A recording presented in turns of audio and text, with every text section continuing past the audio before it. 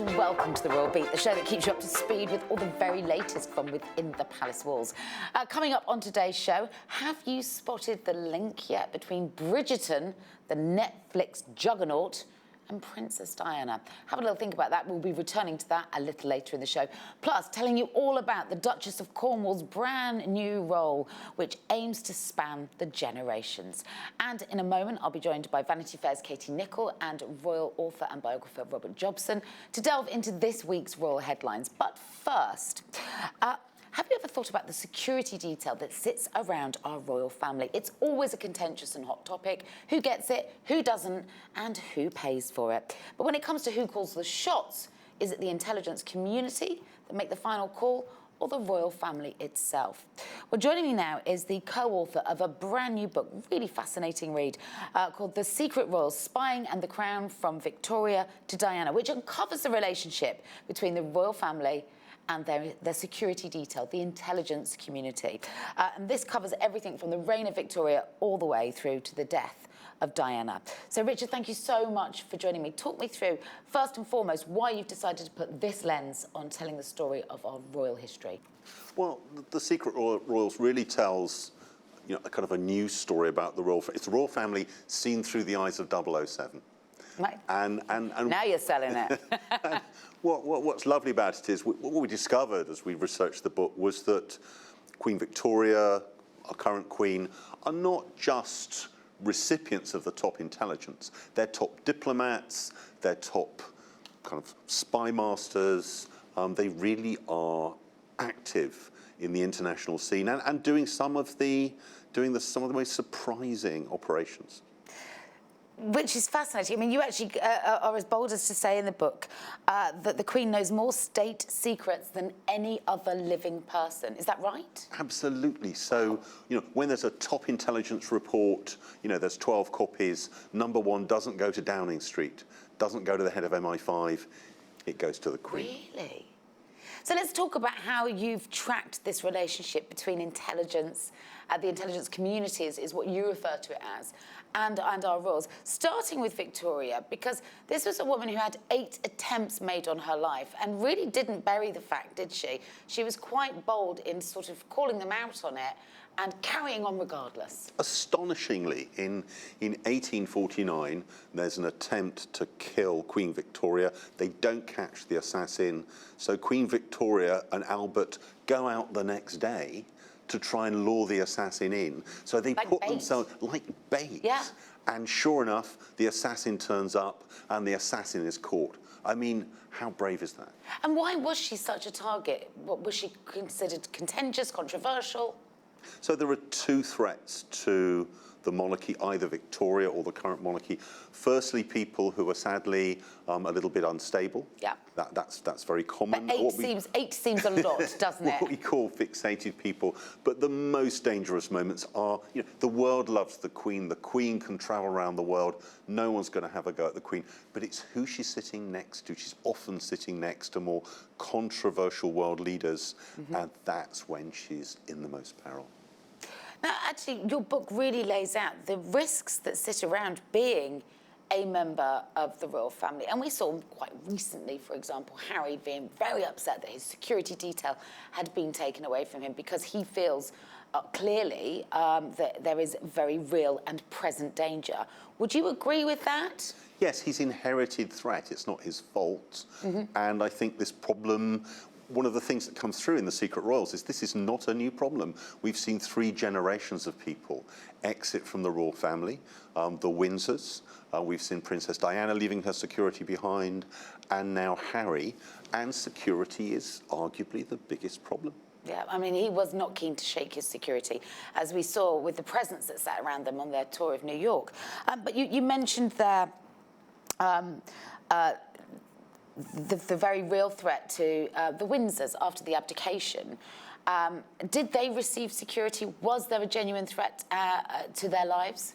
Well, what's fascinating about the Windsors is that they were given security, and the security was protecting them and also watching them and listening to them. I mean, MI5 were bugging the phones of Buckingham Palace during the abdication. Remarkable. Why and how were they allowed to do that? And did they have genuine good reason to to be listening in on everything that was coming out of the palace? It's still very controversial. And actually, MI5 initially said, no, we're not doing this. This is political. But eventually they were forced to do it. And it had an effect because around Edward VIII were a bunch of conspirators, Beaverbrook, Churchill, and they knew the phone was being tapped. And it stopped the King's Party were virtually... But why was it being tapped? Is it because they feared that he was a Nazi sympathiser? That, and also the Prime Minister feared a coup by people close to Edward, and those people were intimidated and deterred by the fact that they knew that MI5 were tapping the phone. And in fact... What do you mean by a coup, by the way? So essentially a number of people, Lloyd George, Churchill, Beaverbrook, were trying to displace the sitting democratically elected Prime Minister by teaming up with Edward. And Beaverbrook, he's got quite a naughty figure, he's on the phone to Edward, and Edward's trying to lure him into plots. And Beaverbrook's like, we're on the phone, we can't do this on the phone. And this is all a matter now of It's record. all a matter, and actually, although, I mean, you know, Edward and Wallis talked in code on the phone. Did they? To try and avoid, because they all knew that everybody was trying to listen in. So when you put this context around some of the neuroses, for example, that was reported around Diana, yes. Actually she doesn't seem that paranoid after all, does she? If that's that's the story that you're telling, is that actually they were being bugged, they were being listened to the point that Wallis Simpson communicated in code. All the way, this begins in the 1980s with really persistent, aggressive monitoring by the press. There's a wonderful moment in the 80s when Prince Charles is fed up of too much intrusive press stuff, and he berates the lead Sun reporter, the Royal reporter. He says, "You're scum, you're scum." And the Sun reporter... Did he? The Sun reporter very sort of doffs his hat and says, yes, sir, we are scum, but we're la creme de la scum. And what he meant by that was, we are paparazzi, but we're the top guys. We have the top monitoring equipment, the top cameras.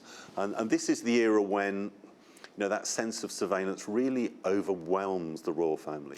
Well, we had Squidgygate, didn't we? We had the listening in calls, the word-for-word transcriptions. And again, you know, still many years later, people accuse Diana of being hysterical in her levels of paranoia, but actually, history has proved to some degree that she was quite right to be that. It's fascinating because, you know, in the late 80s, people were saying, oh, you're a little bit paranoid. By the mid-90s, the people around her, the people she really trusted, people like Ken Worf, people like Patrick Jeffson, were saying, no, actually, there's something in this. Yeah. It wasn't without foundation. It's not without foundation. Well, let's talk about the farce that was that royal marriage and the security details that were attached to them, and the farce in which they were kind of expected to work within. So we had two very unhappy people that were married.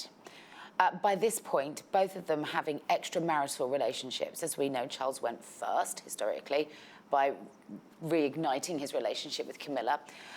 Diana, meanwhile, had started a relationship with James Hewitt. Now, they would have both been tailed wherever they went, and you cover this in your book.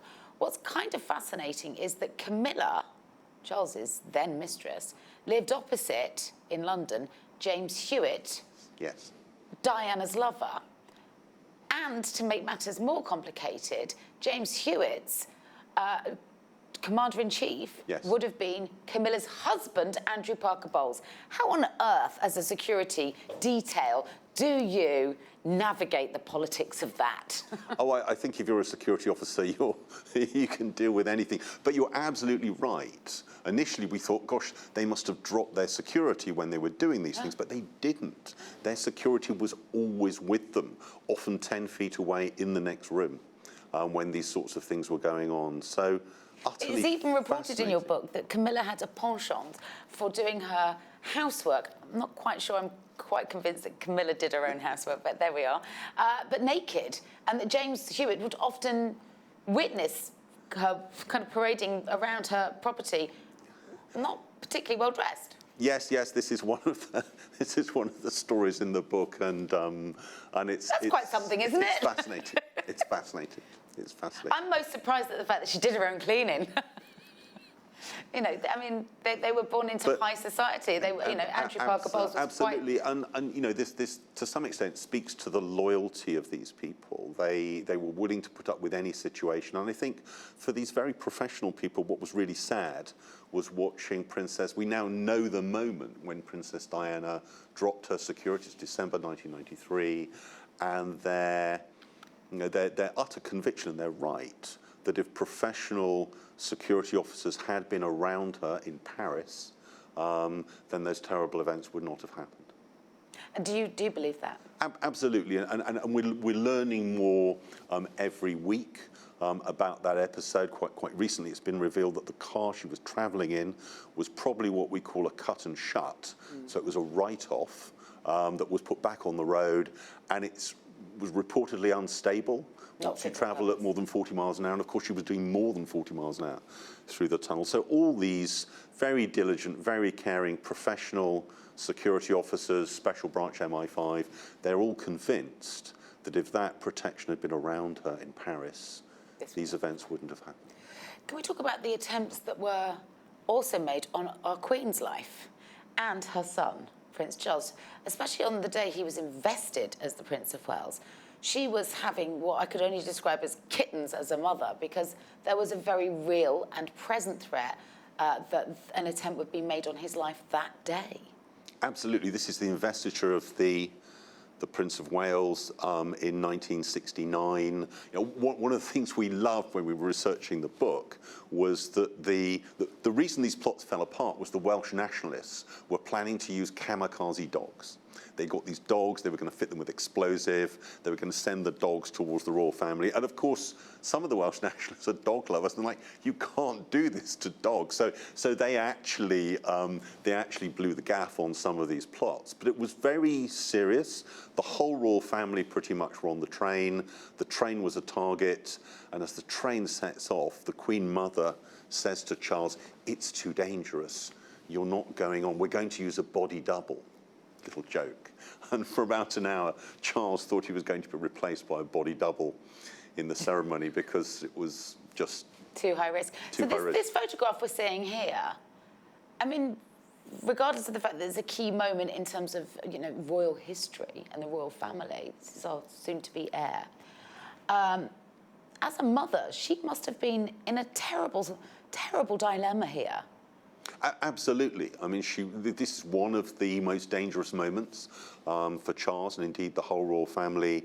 I mean, the threat was on his life, but surely if someone's going to attempt to take him out, what's stopping them taking her too? Yes, and you know, only a few years later, there's that terrible and dangerous attempt to kidnap Princess Anne. Yeah. So you know, this is a regular occurrence for the royal family. I mean, the Queen have there been attempts that we know of made on her life, kidnap attempts as well? Well, the kidnap attempt that I love most is a slightly more light-hearted one. At this time, Charles was at Cambridge University, having a great time, engaged in theatre and all sorts of things, and the feminists at Manchester University decided it would be a good idea to kidnap Charles. And they had some moles inside Cambridge University. They had the women's college, Girton, was collaborating with the feminists at Manchester, and the Special Branch foiled the plot, but they said that actually they thought Charles actually secretly wanted to be kidnapped by the girls from Manchester University. But what about the Queen herself? Has anybody ever made an attempt to kidnap her? There haven't been kidnap attempts, but there have been numerous assassination attempts. And probably her most dangerous moment was 1977. So the Shah comes to visit Britain. He's a key ally. He's very important. And they're going to Ascot. And the security team say, well, yes, obviously you need to travel in an armoured car or a tank or something, because the Shah is a top target. But the Shah wants to go in an open-top carriage at 10 miles an hour. And they set off. And this is a moment when pretty much every self-respecting terrorist in Europe wants to get the Shah. And they proceed out to Ascot, and they get away with it. In an open-top vehicle. In an open, but really... But that is something she does quite often, the Queen, and she is quite unusual in terms of that, isn't she? Because it does make her a sitting top. One of the things that her team do whenever she's travelling abroad is they have to retrain the local security people, because if you're Putin, if you're someone like that, Putin, the Turkish Prime Minister, you're being whizzed around in an armoured car at 70 miles an hour. But the Queen is like, no. No one wants to kill me. I need to see these people. They've turned out They're my wonderful. People. They're my people. And there's a marvellous moment when a chap who eventually becomes head of GCHQ, he goes out to one of these countries and they spend days. They hire a racetrack because they've got to train the security guys not to go at 75. Train them to go at 10 miles an hour. And they're all like, the Queen's mad. But of course, she always gets away with it. Absolutely. She knows what she's doing quite clearly, as we've seen across her many years at the helm. Thank you so much. A fascinating book. I mean, the level of research is truly impressive. And if you love a thriller, it's all in there. If you love royal history, that's all in there. If you want to knit the two together, I can't recommend a better read for you, really. It's out now. It's called The Secret Royals, Spying and the Crown from Victoria to Diana. Thank you so much for coming to join us. OK, we're going to take a little break now, but when we return, I'll be joined by Katie Nicholl and Robert Jobson. We'll be catching up on the very latest with Prince Andrew and taking you on an exclusive peek inside Kensington Palace. That's after this. Don't miss the Royal Beat on True Royalty TV, the only on-demand TV channel devoted to the best documentaries about royalty.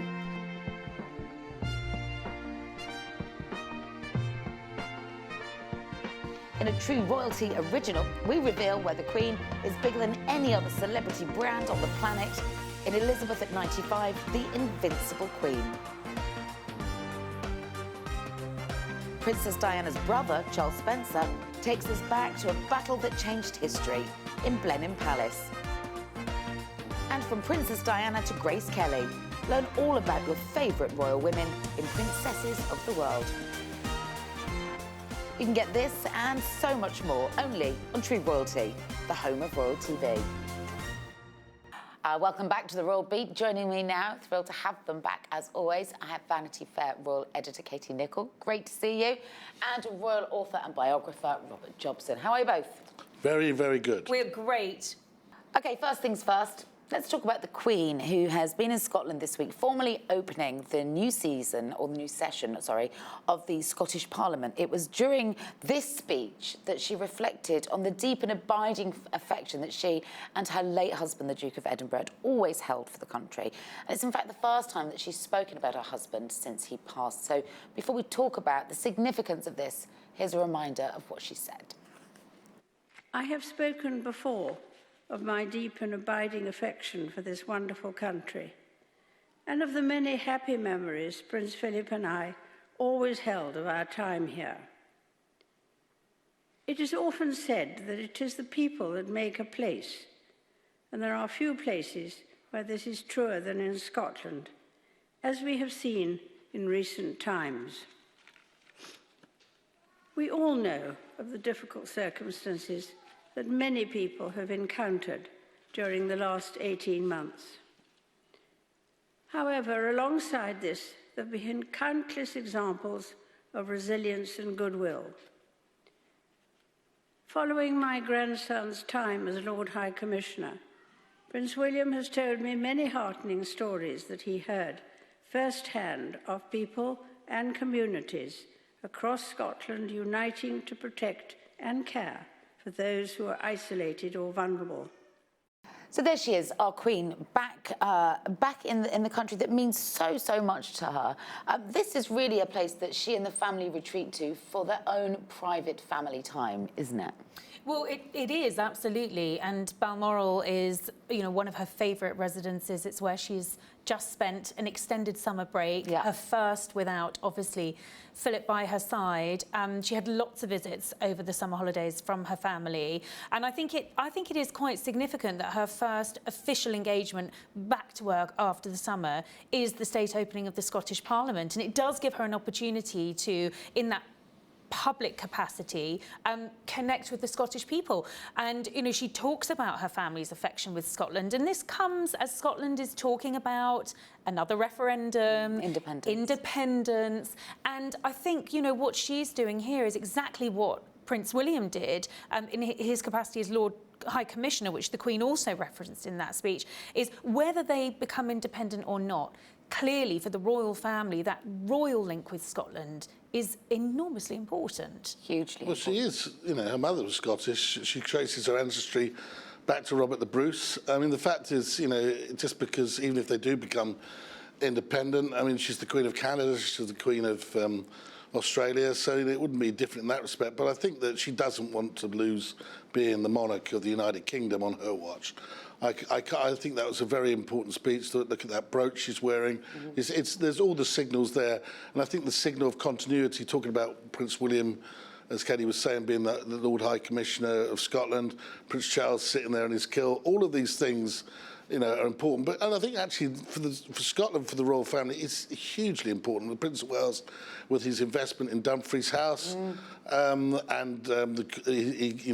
often goes to Birk Hall, his property there, and of course the Castle of May, where the Queen Mother, that was her property. So they've always had a very close links with Scotland and the royal family since really times of Queen Victoria. So I think that it's very, very important to her, and you can see that. And the fact that she mentioned Philip in that speech, you know, I thought she was brilliant, actually, I must be honest. I thought she was very controlled. The only thing I wish they'd given her was something to speak from, because there she was with a paper, and I just think she shouldn't have been sort of scrabbling around with a paper. You're quite right, actually, Robert. This was a very significant event. It's also, you know, it's the opening of Parliament there. It's political. And this is a masterclass, is it not, in her showing her affection, her commitment, but also remaining politically as neutral as a monarch. Well, she is politically neutral, but of course she said, of course, when they were doing the first referendum, that, you know, she made that comment outside Balmoral, where it was quite clear, you know, people should think very deeply about the choices they're making. And I think that was clearly a reference that she wants to remain a United Kingdom. But the bottom line is, I thought she was remarkable as a woman of 95. Yeah. The way she addressed that hall, you know, we always just expect it of her. But, you know, this is a woman who's 95 years old, and she looks as sharp as a tack, doesn't she? As always, yes. Well, she's now back in London, and as we speak, as we record today, launching the Queen's Baton Relay for next year's Commonwealth Games, which again is a hugely important event for her. She's a patron of the Commonwealth Games Federation. So, Katie, tell us a little bit more about that. Well, she is there with the Earl of Wessex at Buckingham Palace, which is her first official engagement at Buckingham Palace. And I think we're going to see more of the Queen at Buckingham Palace. Yes, I do. I think the full programme, there are engagements going on at the Palace, and certainly for next year and around the Jubilee, and of course the Commonwealth Games, which will be taking place in Birmingham in July, I think it is, 2022. I think, yes, there are still renovations going on at the Palace, but that is still the centre of royal power. That is royal HQ, and she needs to be seen there. And so literally off the back of that address in Scotland, she's here in London, then she'll be going back to Windsor, but I think we're going to see her being really quite mobile and certainly very visible. She probably won't be staying there very much. I don't think it's ready for her to stay at. She'll stay at Windsor. It's HQ. But it's really where events will be held. It's a backdrop to, as you were saying. And as you People say, expect her to be seen, don't they? Well, it's the backdrop to royalty, isn't it? Yeah, and it will be ready in time for the Jubilee celebrations, as Robert says, not for her to reside there, but for her to be there. That balcony is going to be there without all of the scaffolding and everything on either side, huge because event. that's where people will gather. Huge event. We talk about her being mobile. I mean, you're right, 95 years old. She really is quite remarkable. Now, more happy royal news. Not often we get to say that, is it?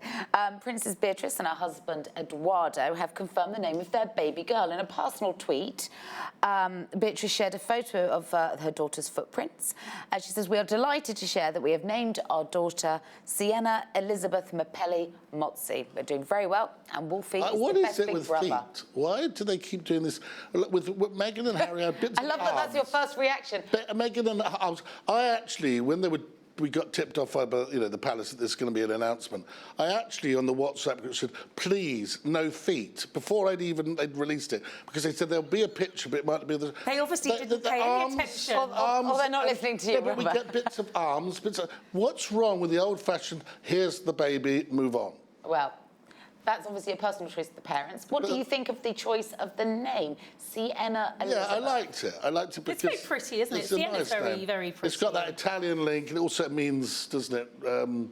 Red, isn't it to do with the red and Reddish brown. reddish brown, which Yes. is a nod to her mum. We, love her alone. I like Fergie. I've always liked her. Whether she gets it completely wrong or she gets it completely right, I think she's adorable and always have done. She's.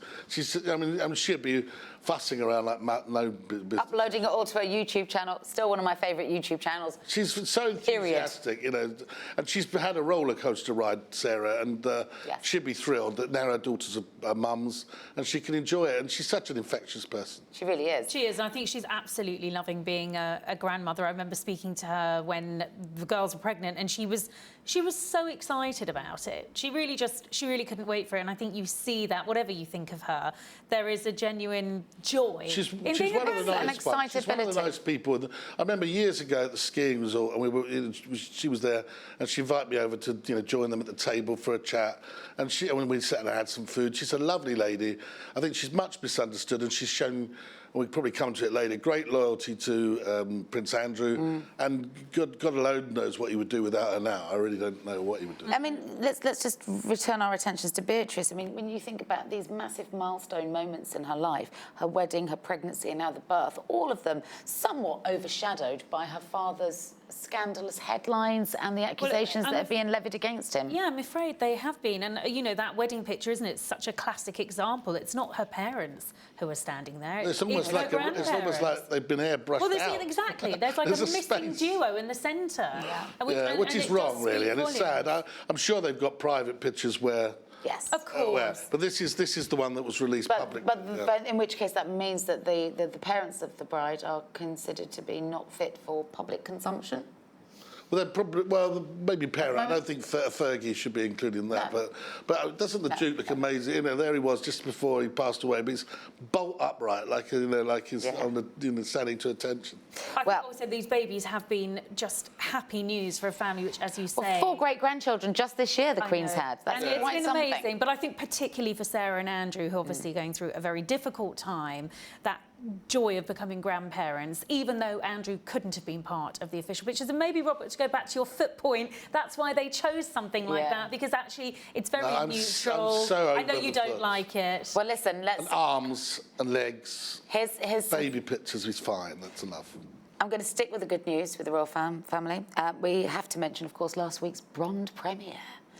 No Time Which to you've Die. obviously just come straight from. Yes, Thank you, the Robert. dress is very fitting. Thank you. Well, I was inspired by the Duchess of Cambridge, who I have to say stole the show, didn't she? She was the Duchess of Dazzle, wasn't she? Wasn't she? I tell you But what. did you like the way that when she was chatting to Bond although I didn't like his jacket, then he said, Yeah, I liked his jacket. "Oh, you look jolly nice," and then William was at her side within seconds. Oh yes, well he would be. Well, listen, if you're going to lose your wife to anyone, it might as well be chatting James your Bond. wife up, you want to be there, don't you? I was watching William as closely as I was watching the Duchess just dazzle, which she did on the red carpet. And there's some lovely pictures of William just looking so proud of. He was and definitely checking besotted out with his wife. He really was. He was checking out his wife, thinking, is she really with me? Oh, she just looked. She looked knockout, and actually, she always turns to Jenny Packham for those knockout moments. I remember just after Jenny the Packham's wedding. the designer we should But I thought that was the best she's looked for in years. It's I thought it was fabulous. amazing. She's gone for the hair up. She's gone for the.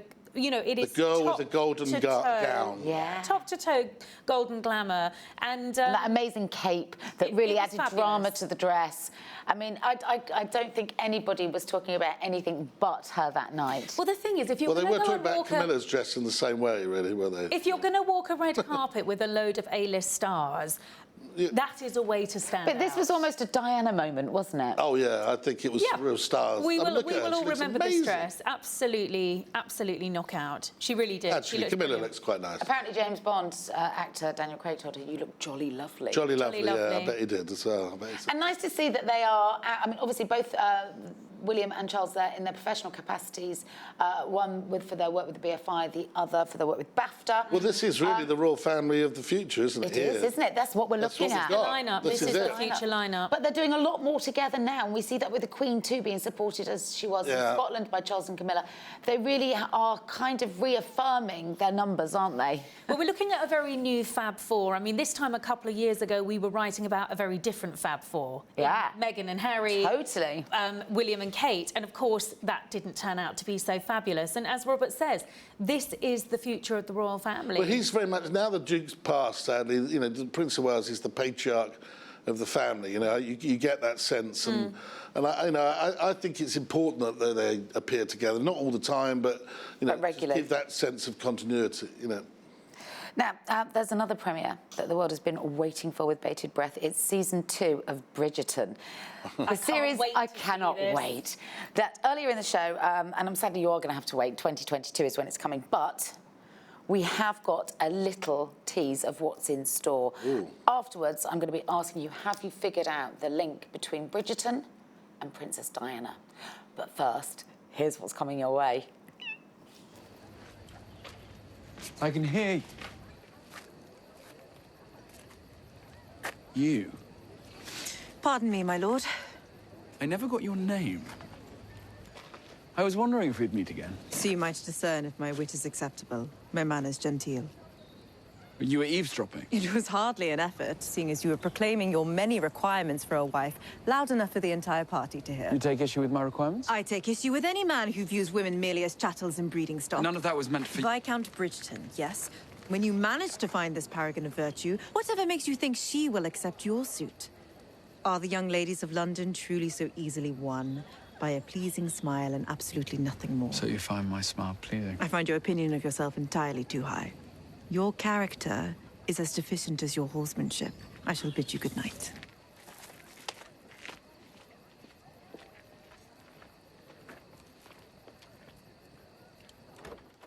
They called in those times a mic drop moment. Yes, absolutely. And of course, he's now going to fall hopelessly in love with her because she's impossible to contain and control, a modern woman.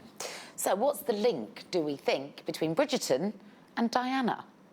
In one word, Althorp. Yeah, I think the showrunner went round, didn't he, on Althorp, and then he got inspiration from it. Very clever to drop that in because you get the whole Diana thing.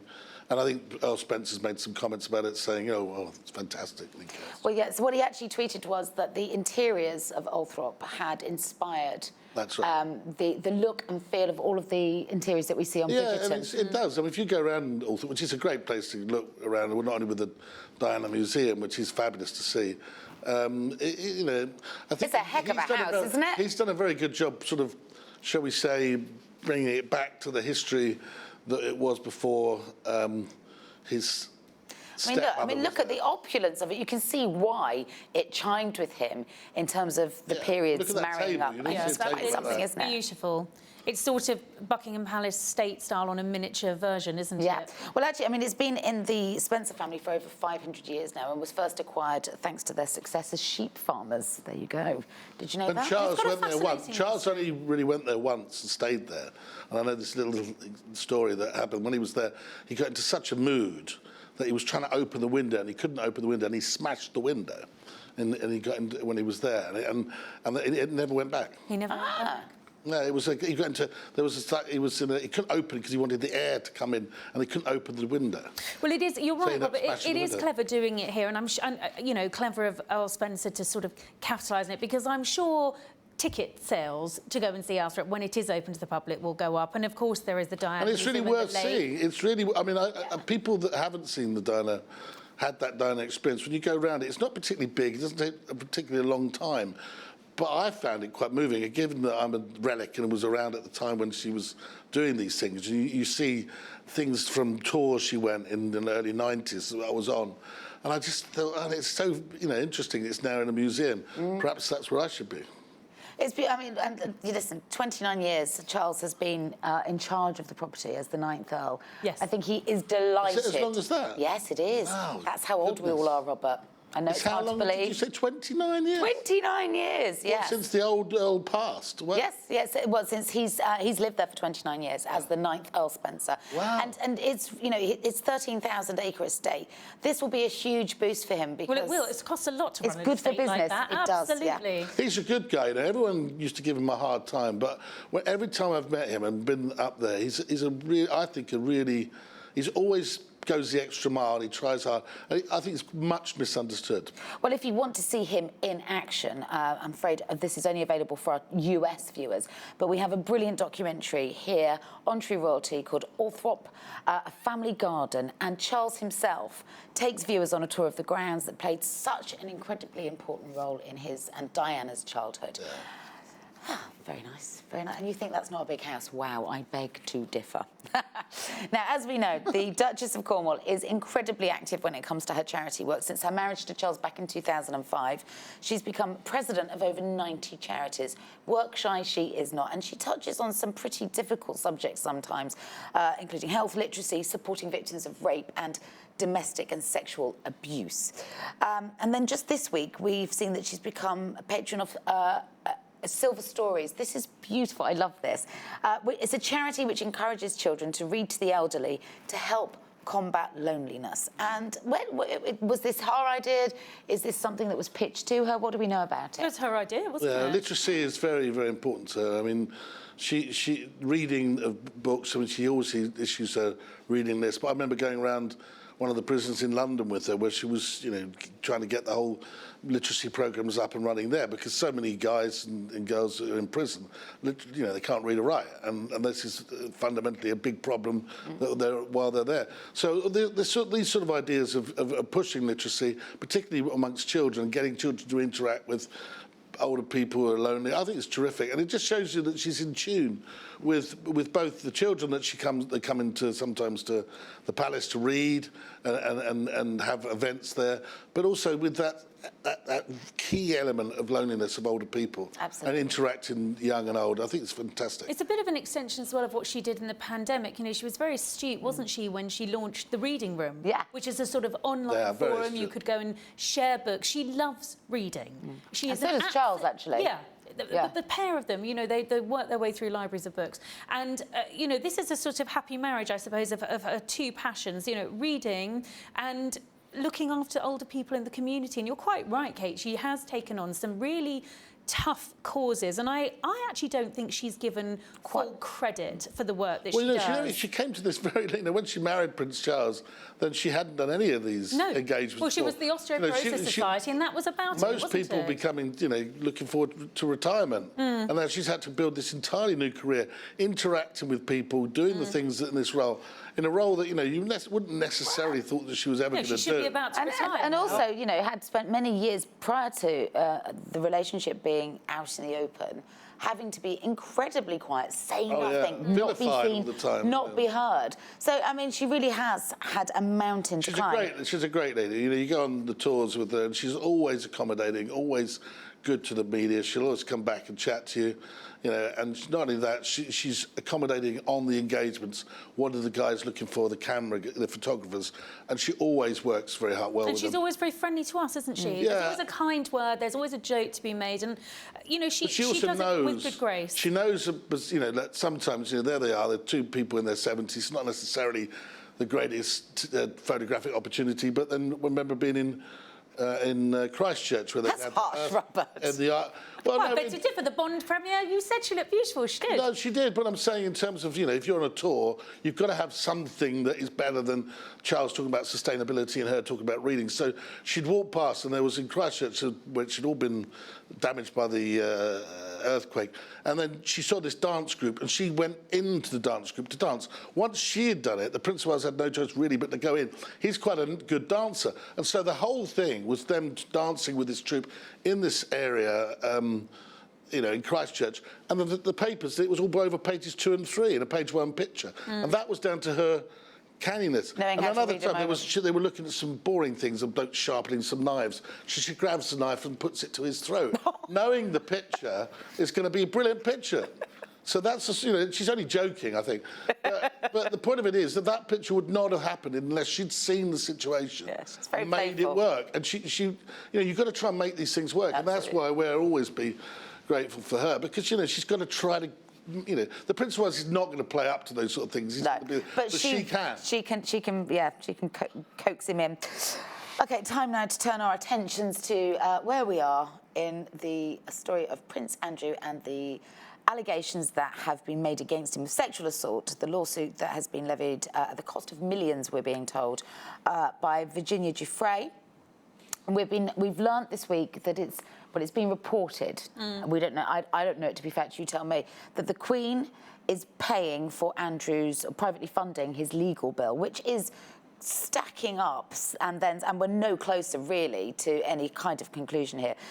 Do you think this will dent the Queen's popularity, or is this just something any mother would do? Well, it's a tricky one because she is in a very difficult position. I mean, I completely believe the story. You do? Yeah, I do. Andrew hasn't got any money. How has he not got any money? He's not got accessible money. I mean, they've just had to sell their chalet in Verbier. Yeah, but okay, let's talk about how much they sold that for. 16 million? Yeah, but there's a massive mortgage, Kate, attached There wasn't to a it. mortgage on Sunny Hill Park, though, was there? No, not on Sunny Hill Park, but there was There on was about Verbier. 12 million went there. So where's all this money gone? I don't think there's the money you would associate with a dukedom. Put it that way. I don't think there is readily accessible cash. There's not a trust fund of hundreds of millions. No. So she is having to help him out. And it's not just the financial support she is giving him. She is giving him the emotional support. She is giving him the shelter. She is allowing him at Balmoral and allowing him to sort of hide in her skirts, essentially. And I think that is, for the Queen's image, particularly in America, where, of course, I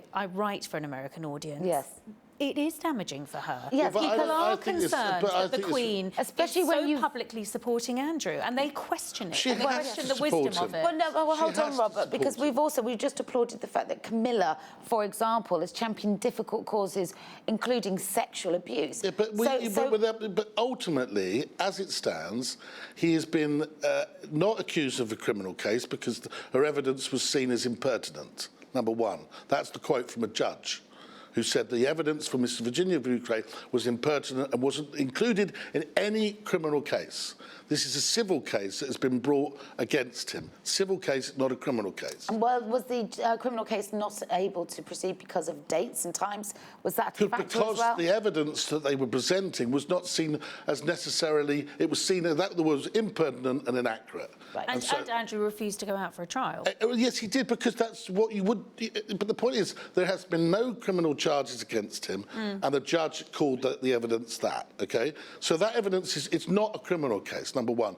It's a civil case. So what else is she supposed to do? But then in which case, Robert, why is he so shy to clear his name? Because at the moment, as I understand, and I spoke to somebody a couple of days ago about this, he is not happy with his legal advice he's been getting. His legal team are very expensive, but they've been playing a game in terms of legal game whereby they're protecting their client by not engaging, because that's what you would do in a situation where if you don't want them to pay out. But this is bigger than the payout. This is bigger than actually a court case, because it's, as you're saying, involving the monarchy, and it's damaging the institution of monarchy as well. And that is why it's a very difficult one. That's why the Queen's having to come in to support him, because she needs the best lawyers. I think there'll be a change of tact over the next 6 months on this. Well, there could be a change of tack over the next 24 hours. I mean, as we're filming, Andrew's lawyers have won the right to see the agreement that was signed between Giuffre and Epstein, which they believe will clear Andrew. Well, it's not only they believe.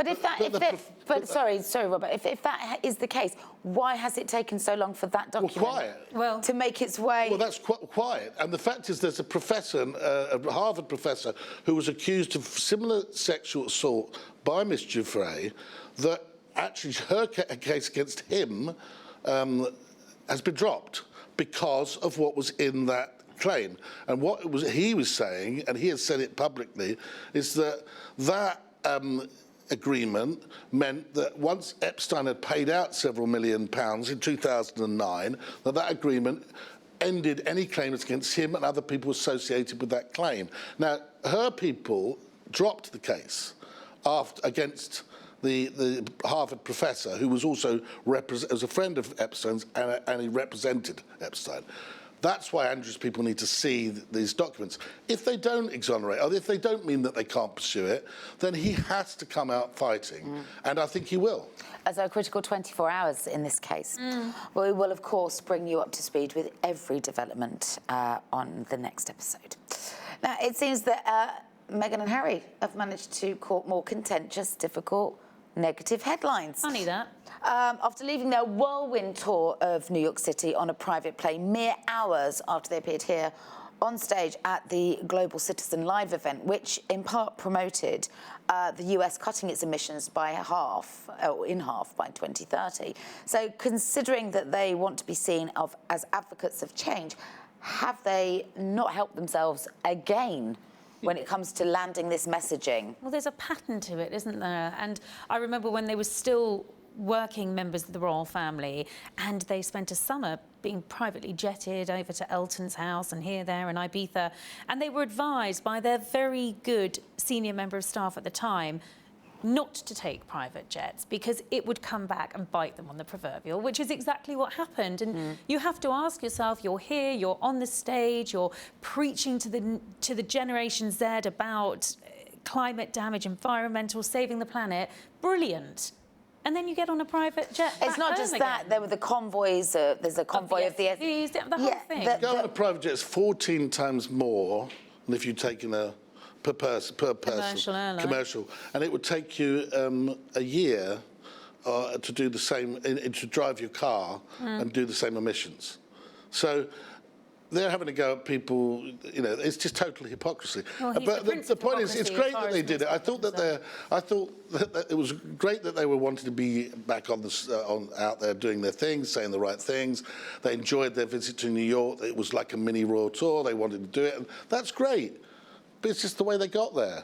Why not use their brain and Does just that get not a plane? undo all of that good work, though, Robert? Well, you talk it's about silly, the fact isn't it? It's just silly. I mean, why do that? Why would you walk into that trap? Nobody. I mean, it's not that difficult to get on a first-class flight from Los Angeles to New York.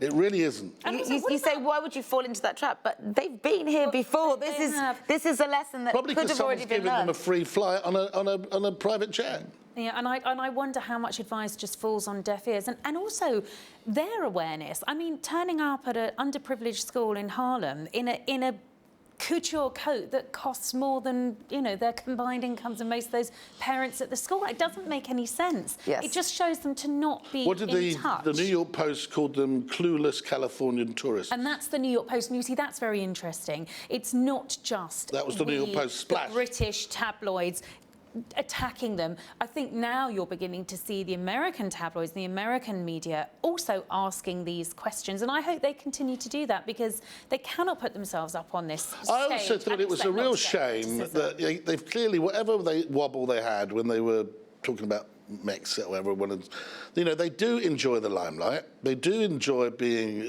global philanthropists. They like getting up there and speaking and doing all these things. And they're very good at it. And they're good at it. And it's a wasted opportunity, in my opinion, because, you know, I think people have been quite negative about them all the time because it's easy to find fault in them. If they'd been shielded by the royal package, the whole royal umbrella, if you like, they wouldn't be falling into so many of these traps.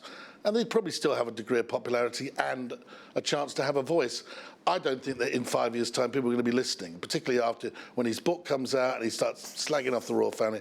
People are not really going to want to listen to him anymore. Well, again, a story that we will continue to cover because it's a narrative that we thought we could predict when these two walked up the aisle, and we've been proven wrong time and time and time again. We have with that one.